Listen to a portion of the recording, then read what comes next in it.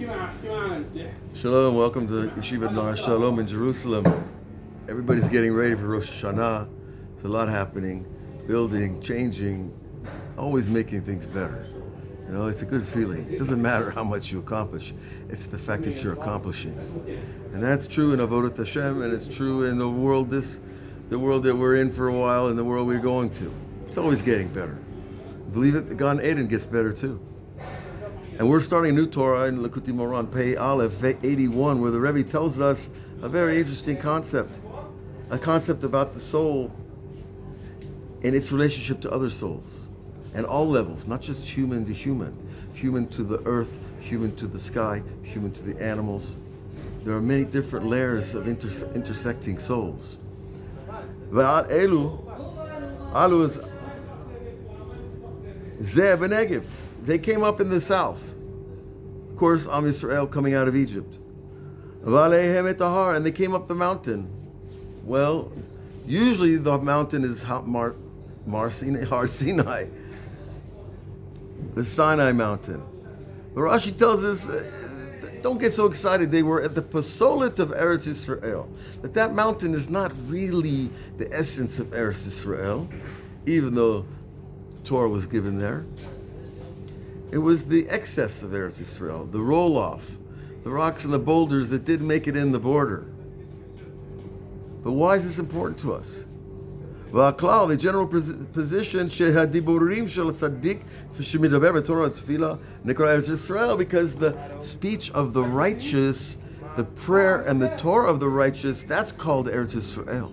It's a higher level of soul when it's coming out of a more purified being. So if you're a purified being, your speech is purified, your vision is purified, your hearing is purified. Your processing of reality is more accurate, more compassionate, and more connected to the ultimate truth. So Pasolet, the excess, the leftover of Eretz Yisrael, was indicating to us that the Jews had not hit the real Holy Land yet then. And so too our speech, if we're not on the level of holiness, then our speech is going to be called Pasolet, excess. It's the kind of talk that doesn't really do anything. It's when people talk just to talk. They talk for a lot of reasons, but it doesn't change anything. We were given speech to change the world. This is Nafshi Ba'aretz, and my soul is in the land. Now when you say your soul is in the land, you see Mount Everest, you see the ocean, you see these big places in the world, and you're wowed, right? But that's not what we're talking about here. Nafshi Ba'aretz means my soul is in this land. It doesn't matter if it's a blade of grass, a bush that's barely making it on the side of the highway. It's Eretz Yisrael. It has a new level of soul. And you feel it when you're here. You feel it when you wake up in the morning in the quiet of the mountainside. Everything's alive. And there's plenty of beautiful mountainsides all over the world, but it's not the same level of nefesh. And nefesh here would be the same level of soul that's been sanctified, that's released a level of its physicality and increased a level in its spirituality. That is the power to communicate. Nafshi, soul, is also the aspect of soul connected to speech. There's neshama, which is thought. There's ruach, which is our feeling in our heart and our breath. And then there's speech, which is nefesh, which is, of course, talking. As it is written in Shir Shim, Nafshi yatsa b'dabaro, my soul went out in his words. That's when you sit down and you pick up the Torah. Your soul is going out in his words, the author. King Solomon happened to be one that told us this thing, and it's still so relevant today. Because when you understand, if you want to know where your soul is, well, just listen to your talk. Listen to your thoughts. Listen to your listening. And you'll find your soul. V'hadiburim shu medaber im hamon. But im sichat cholim, and the speech that the holy man talks with the regular people, the everyday talk. Hi, how are you? How's your business? How's your children? How's your learning? It's not direct divrei Torah, but it is interested from the tzaddik to the Talmud. Hu nikra pasol Eretz Yisrael. That type of excess speech it's it's not to the point, but it creates a vessel to receive the point. And that's why the Rashi calls the mountain where we got the Torah down in the desert was still called the outside of Eretz Israel, or the leftover, the excess. V'lama midaber sichat chulim. Why does the tzaddik speak mundane speech? Kedei lekasher et hamon am el adat. Because by doing so, he connects his mind to their mind. See, when we're talking like we're talking right now, we're actually connecting our minds. We don't think of it that way because it's just, sitting here behind a camera and you're sitting behind a camera and we're trying to catch some pixels across the airwaves. But those pixels contain sparks of our knowledge, because knowledge is not physical. It is something that is much more refined, but it gets caught in the physical of things like speech or a tape recorder. Shu b'chinat har. And this idea of the dot, the idea of a mountain is always a metaphor for knowledge, the high place of knowledge. That's a mountain. The Ita b'Gemara, it says over in the mountain, Ein har. Ela Beit HaMikdash. When we talk about a mountain in the Torah, we're not talking about a physical mountain. We're talking about the Beit HaMikdash on the I want to say Zaytim, but that's its neighbor. They're kind of like cousins. No, Har HaBayit, which is across the valley from Har Zaytim. But the Beit HaMikdash is the real mountain, because it's the collector of Dot. It's the collector of the total knowledge of the Shekhinah, which rests there. If you want to connect to total knowledge, which means you're going to get some good information, connect to the Har HaBayit, connect to the Beit HaMikdash, connect to the totality of God's inclusive mind as it appears in the world, or as, should I perhaps say, disappears, because we don't see it unless we do the work to get it. Shneimar, HaHar HaTov, HaZeh VaLebanon, that good mountain in the Lebanon. The Lebanon, of course, is a series of mountains north of here, but it also represents a high place in the seichel, in the intellect of man. The Loven Elyon is called in Kabbalah the white matter of the brain that transfers knowledge.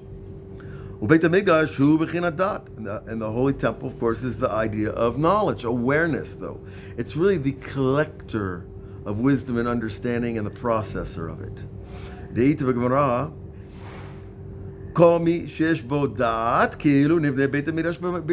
Anybody who has this level of dot, it's as if he built himself into a Beit HaMikdash. Because why? What does a Beit HaMikdash do?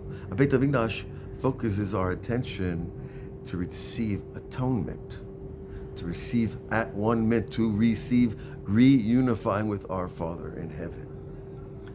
That's why we have sacrifices. I think we like to throw blood around. It's fun to kill animals. Are you kidding? People have such a primitive example in their mind of what was really happening in Judaism. They have no idea. Nobody was after the sacrifice. It's the replacement of not being able to sacrifice our lives for Hashem. And Beit HaMikdash nitam bein shtei otiot. And this place we're calling the Beit HaMikdash, which is Das, is set between two names, or otiot, which are signs. And what are those signs?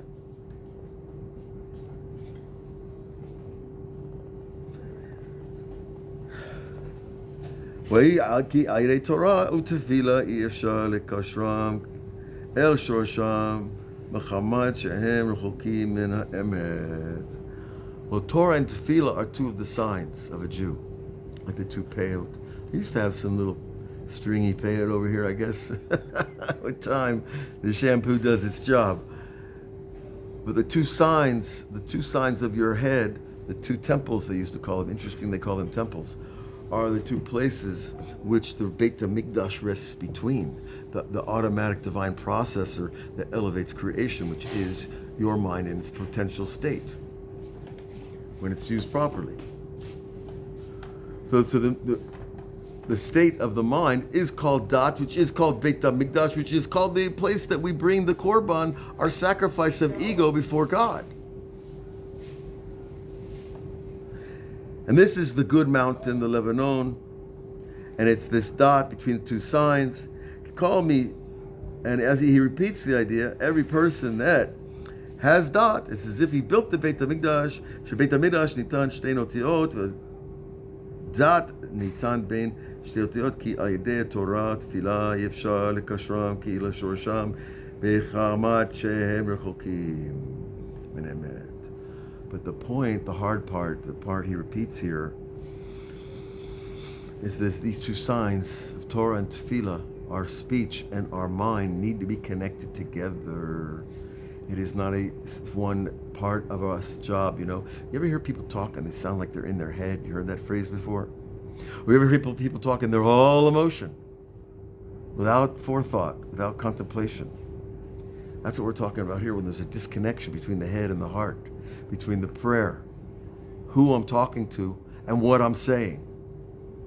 And when that separation takes place, we're far from truth. You cannot approximate truth of the living being called the Creator if my heart and my mind are not operating together. And how would we even know if it happened if we never experienced it before? Because you see it in the tzaddik. You see the unification of the mind and the heart.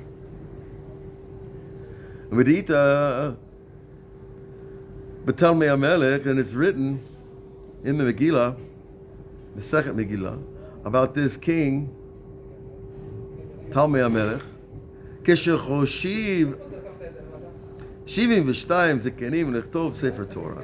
When this Greek king, not Jewish, but he was in power here, and he brought in 72 sages, and if they don't show up, they don't make it through the night. 72 sages, he brought them together all in their own room, write the Sefer Torah. He wanted to see what emerged. They didn't have copy machines. They didn't have, do they have them anymore? I think so. Not the type we started out with, right? The little thing you're rolling around the wheel. And he wanted each one to see what they wrote in the Torah, to see if there was consistency. And the miracle was they all wrote the same thing and they all made the same mistake.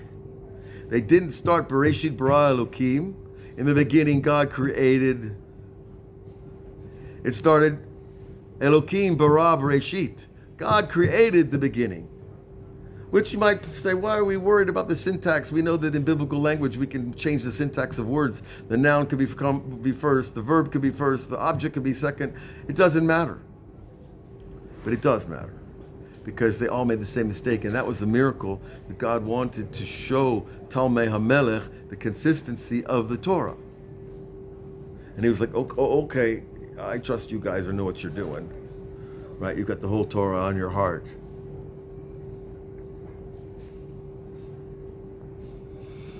And God created the beginning, as we said. So, you know, what's the big deal? Well, you have to kind of take your mind out of your English software and put your mind into a Hebrew software. If I say Bereshit, in the beginning, bara, Elokim bara Bereshit, God created the beginning. It sounds very nice. We have a God, and he decides to create the world, and he calls it the beginning. But the way it's written is Bereshit, in the beginning, bara Elokim. In the beginning, something created God, and that doesn't sound good to a monotheistic mindset. Wait, in the beginning, something created God. That means God's not really God. That means there's something that preceded him that's a bigger God. And God said, leave it that way to Moses, because he knew people would interpret it the opposite. Why would God want us to interpret the book wrong? Because he wants to see how bad we want to know the truth. And so when you read it and read it and read it and say, Bereshit, to the begin with, bara Elokim, Elokim created, to begin with, God, Elokim created heaven and earth. Right? And then it starts to go through the whole cycle of the creative powers that were brought into existence. But if you don't catch that little switch in the emphasis of the word, you could easily read it as, that Bereshit something created God. And that's poisonous to a human mind, because that opens up the whole door of, well, wait a minute, if something else created God, and what was in the beginning, and maybe it wasn't God, and maybe it's a man-made deal, the whole thing. Yeah, right. Did you create Centaurus? Did you create the Pleiades? Like God said to Job, in Job's book. Where were you when I created the heavens and the earth and the oceans and the mountains? Where were you, Job? For you to argue with me. I love that line. God is like so rhetorical with him. Where were you, little man? You're just a little man. Be happy, but just be a little man. And don't be sad you're little, because that's ego also. Now, if you want to be a big man, well, do big things. Sacrifice yourself for God, and you will become a big man. So, we're just jumping into this Torah, and I see that it's going forward in interesting ways. But the thing we want to end with today is this idea of the distance from the head to the heart, from our truth, our real truth, and our external presentation of truth. We've got to check ourselves. Am I really being truthful? Am I the same person alone in my room as I am out on the street? Am I the same person with my wife, as my daughter, as my colleague, as my student? Because we're all working in different roles all the time. One moment you're a mother, next moment you're a sister, next moment you're a grandmother, the next moment you're a daughter. You're all those roles rolled into one. And I need to be true in all of them. And that's a big challenge. So that's the beginning. Rosh Hashanah is coming tomorrow night, I believe it is. It's pretty close. We got one day to get ready for the day, the beginning. And let's start the beginning with that beautiful idea that, well, where were we in the beginning? We weren't. So we can go back to being nothing and start again. Erase the slate, forget about the past, throw away the resentments, throw away the pains, throw away the insults. Let's start over. Let's start fresh like our children. Look at your grandkids. They're so pure. They're so wonderful. Can't we be that pure again with Hashem, with each other, and have knowledge? That's the blessing. That's the goal. Shana Tova. We'll see you again.